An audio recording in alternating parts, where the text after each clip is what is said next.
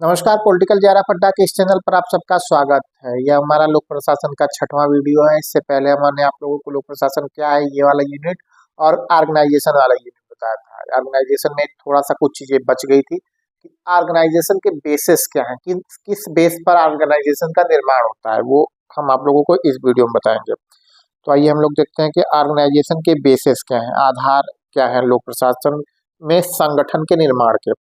तो संगठन क्या होता है, तो देखिए संगठन जो होता है वो कोई भी काम करने का अपना तरीका होता है और कर्मचारियों को किस तरह से मैनेज करके काम करवाया जाता है संगठन में।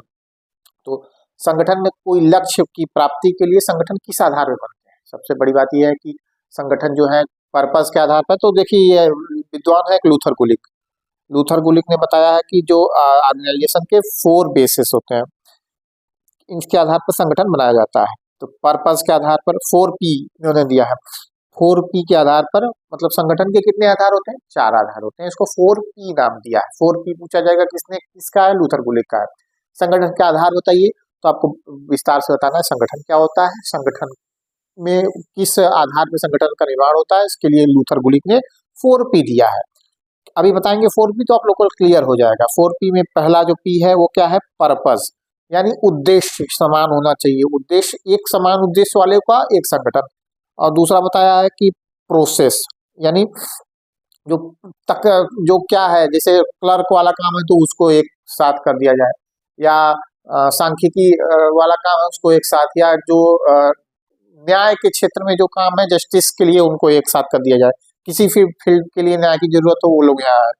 ठीक है। और तीसरा इन्होंने बताया पर्सन, यानी व्यक्तियों के लिए एक संगठन बनाया गया। जैसे मान लीजिए एकदम गरीब लोगों के लिए काम करना है तो उसमें ये रहेगा कि संगठन के आधार क्या है, तो व्यक्ति, पर्सन के हिसाब से है कि गरीब या महिला, मान लीजिए वुमेन के लिए आप बना रहे हैं तो वुमेन, बच्चियों के लिए बना रही है तो अपना वो अलग। तो ठीक है, तो व्यक्ति के आधार पर संगठन बनते हैं। और दूसरा अगला है प्लेस के आधार पर बनते हैं। पिछड़ा क्षेत्र, वाराणसी जिला या इलाहाबाद जिला, या उत्तर प्रदेश का पूर्वी पूर्वी उत्तर प्रदेश, या कहाँ का क्षेत्र, हिमालयन क्षेत्र। ठीक है, तो इस आधार पर जो संगठन बनते हैं उसको क्षेत्र के आधार पर, प्लेस के आधार पर संगठन करते हैं। देखिए संगठन के अपने 4 बेसिस देखे, कौन कौन 4 बेसिस की, 4 आधार पर। पहला उद्देश्य, पर्पस, और अगला प्रक्रिया, प्रोसेस, और अगला व्यक्ति, और अगला प्लेस के आधार पर संगठन बनते हैं। ठीक, तो इन चारों आधारों में कुछ इनके मेरिट्स होंगे और कुछ डिमेरिट्स, वही हम लोगों को देख लेने हैं इस चैप्टर में। तो आइए हम लोग, जो पहला हमारा है उद्देश्य के आधार पर, पर्पस के आधार पर, तो इसमें कौन कौन से संगठन बनते हैं, तो देखिए शिक्षा, रक्षा मंत्रालय, डिफेंस और हेल्थ सेक्टर की जो क्या है, उद्देश्य क्या है, एम क्या है इनका, कि हेल्थ में हमको बीमारियों से मुक्ति लानी है। कोरोना अभी आया तो कोरोना के लिए क्या था, उद्देश्य कोरोना को समाप्त करना था, तो उद्देश्य के आधार पर संगठन बना था। ठीक है, रक्षा विभाग, विदेश, रेलवे। ठीक है, रेलवे का उद्देश्य क्या है, यातायात के लिए। ठीक है, तो ये जो उद्देश्य के आधार पर है, राज्य सरकारों देखिए शिक्षा, स्वास्थ्य, इसकी मेरिट क्या है, तो कोऑर्डिनेशन इसमें आसान होता है, क्योंकि कोऑर्डिनेशन कैसे आसान होता है, अब रेलवे में है तो रेलवे के सारे लोग मिलकर अपना कोऑर्डिनेशन कर लिए कहाँ से यहाँ आना जाना है। ठीक है, अगर मान लीजिए रेलवे को एक अलग मंत्रालय यातायात के हिसाब से न बनाकर उसी में रख दिया जाता तो दिक्कत हो जाती। स्पष्ट उत्तरदायित्व होता है, यानी जो एक उसका प्रमुख होता है, उस विभाग हेड होता है, उसको जिम्मेदारी रहती है कि आपको कैसे काम करवाने हैं, जल्दी काम हो जाते हैं इससे। इसके देखिए डीमेरिट्स क्या है, तो कामों का दोहरापन हो जाता है। जैसे मान लीजिए रेलवे वालों ने भी हॉस्पिटल बनवा दिया अपने कर्मचारियों के लिए, बगल में एजुकेशन मंत्रालय ने भी अपने के लिए हॉस्पिटल बनवा दिया। अगर मान लीजिए ये होता कि नहीं, हेल्थ सेक्टर वाले को हॉस्पिटल बनवाएंगे तब तो काम चलता, लेकिन यहाँ कामों का क्या हो जाता है, दोहरा हो जाता है, संकीर्ण जितना आउटलुक होता है। इसका मतलब ये होता है कि केवल जो जिस उद्देश्य के लिए होते हैं बस उसी के लिए समर्पित रहते हैं, बाकी इधर उधर नहीं। अविशेषीकरण, स्पेशलाइजेशन के खिलाफ इसलिए होता है। स्पेशलिस्ट कौन होता है, जो व्यक्ति एक ही काम करता है उस विषय में क्या होता है, स्पेशलिस्ट होता है। अगर मान लीजिए शिक्षा क्षेत्र में क्या है, सारे काम करने हैं, A to Z कि कैसे क्या करना है, सारा काम क्या है, शिक्षा का है। रेलवे में भी क्या है, बिल्डिंग बनवाने से लेकर सब काम रेलवे को करना है, तो स्पेशलाइजेशन के खिलाफ होता है। उसमें भी वो क्लर्क रखते हैं टाइपिंग के लिए। ठीक है, तो ये क्या है, स्पेशलाइजेशन के खिलाफ है, में डिमेरिट्स। अब अगला जो हमारा है वो प्रोसेस, यानी प्रक्रिया के आधार पर है।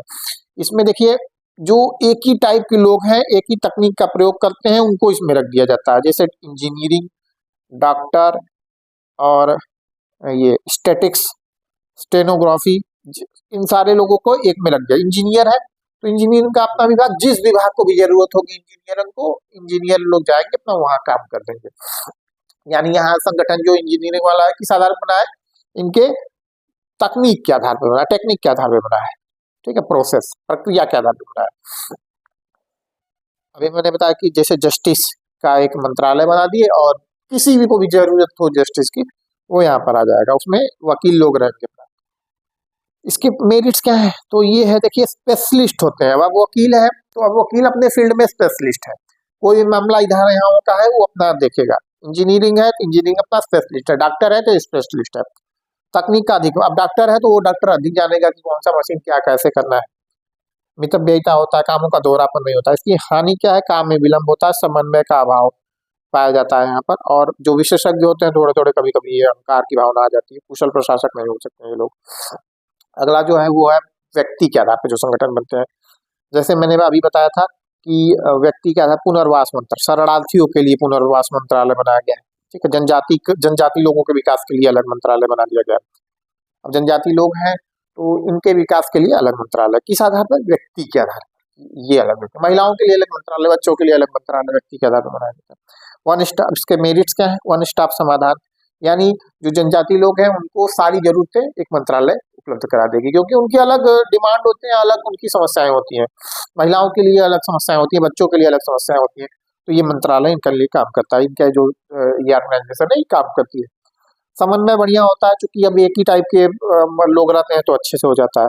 और इसकी हानि क्या है, देखिए राजनीतिक हस्तक्षेप होता है, विशेषज्ञता का स्पेशलिस्ट नहीं होते हैं, सारे काम करते पड़ते हैं। अगला जो है वो हमारा क्षेत्र के आधार पर, प्लेस के आधार पर होता है। जैसे बाढ़ मान लीजिए कहीं क्षेत्र में आ रहा है तो वहां के लिए अलग संगठन बना दिए, ठीक है। जैसे दामोदर घाटी पंचायत समिति, ये सब बनाया गया है कोई क्षेत्र विशेष के आधार पर, ठीक है, ये संगठन बनाया जाता है। इनके लाभ क्या है, तो स्थानीय जरूरतों के हिसाब से, मान लीजिए जो बनारस में जो जरूरत है वो तमिलनाडु में लोगों की अलग जरूरत रहेगी, तो अगर मान सबके आधार पर बनाए तो अलग हो जाएगा, इसीलिए जरूरत के आधार पर बनता है। जनता से सीधा संपर्क हो पाता है, क्योंकि मान लीजिए बाढ़ प्रभावित क्षेत्र में बनाना है तो जनता से वहाँ बातचीत हो जाता है, उनकी समस्याएं जाननी पड़ती है, मितव्ययिता होता है। हानि देखते हैं तो एक छोटे दायरे में लोग रह जाते हैं, बड़े दायरे में पता है राजनीतिक दबाव होता है, स्पेशलिस्ट ये लोग नहीं होते, ठीक है। तो पूछा जाए आपका लास्ट में बताना है कि ये सारे तो हैं, लेकिन जो है कोई भी संगठन पूर्णतः एक ढांचे में नहीं होता है, कोई भी संगठन में चारों के गुण थोड़े थोड़े होते हैं, ठीक है। बढ़िया रहेगा कि सबको समन्वय करके बेहतर ढंग से काम किया जाए। इसके अलावा देखिए पिछले चैप्टर में हम एक टॉपिक था लाल फीताशाही, रेड टैपिज्म बताना था। तो रेड टैपिज्म ये जो है, लाल फीताशाही का मतलब होता है कामों में अनावश्यक विलंब, लेट लतीफ को क्या कहते हैं, रेड टैपिज्म बोलते हैं। लाल फीताशाही, जो लाल फीताशाही वर्ड कहाँ से आया है, तो ब्रिटेन में क्या होता था कि जो क्या कहते हैं फाइल होती थी उसको लाल फीते से बांध दिया जाता था, और वो एक टेबल से दूसरे टेबल पे जाती थी, और लाल फीते को खुलने में टाइम लगता था, जिससे कामों में क्या होता था, लेट होता था। खुलता था, वहां काम होता था, फिर वो अगले टेबल पे जाती थी और फिर वो बंद ही रहती थी। इस वजह से क्या है कि ब्रिटेन में ये सब लेट होता था, तो उसको वहां से रेड टैपिज्म शुरू हुआ। भारत में लाल फीताशाही उसको कहते हैं, नौकरशाही की है एक कमी है। आप लोगों को एग्जाम में बताना है कि नौकरशाही की एक सबसे बड़ी कमी है, इसका मतलब होता है कामों में अनावश्यक विलंब करना होना। बता दीजिएगा कि ये है, इसमें क्या क्या तत्व है कि कामों में विलंब होता है, इसको लाल फीताशाही कहते हैं। नौकरशाही ये तो भारत में भी पाया जाता है। वीडियो देखने के लिए बहुत बहुत धन्यवाद, चैनल से जुड़े रहिए।